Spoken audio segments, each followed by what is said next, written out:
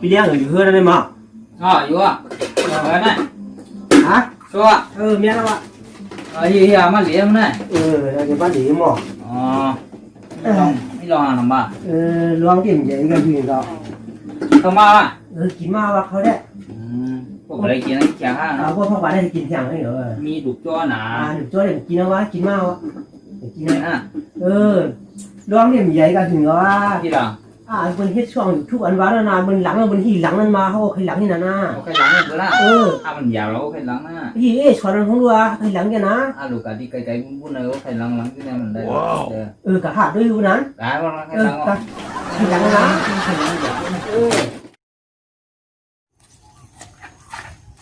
ตักหลังกัน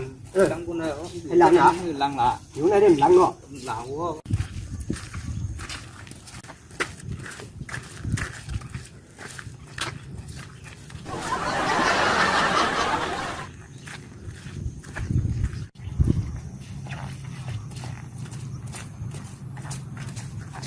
คุณเป็นหลังให้เราหยาดตีเนาะ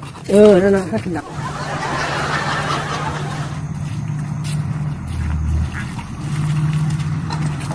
หลังก็ได้โป้อยู่ฮับไปมักไก่หนาน่ะเนี่ยนะเอาไว้เนี่ยใครหลังหนึ่งละเจ้าว่าใครหลังนะที่หลังนั้นมาวางดูนะไปหลังนี่ไปหลังให้มือหลังให้หลังให้หลังแล้วเอานะไปหลังนี่นะเนี่ย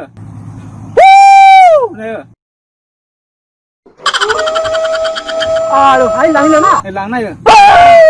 ไปหลังไปบนหลังไปบนหลังเท่าก่อนว่าใครหลังนี่ล่ะห้าหันหลังเอาไหนไปหลังมันไหนจงไปหลังไปหลังห้องแท้ไปหลังไปบนหลังดิไปบนหลังเนาะห้องแท้เนาะไปหลังไปบนแค่นี้มันก็อินแค่นี้มันก็เนาะที่หันใจห้องแห้งน่ะของว่าใครหลังนี่ล่ะห้ามใจวันหลังจังไหน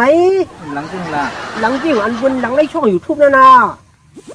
ใจห้องในหลังหลวงอยู่ว่าใครเสียงหลังให้บนยินนี่เนี่ยจ้ามันใจวันหลังจังไหนฮะหลังเดียมแล้วฮะเมื่อฮะกันมาตั้งไกลๆเนี่ย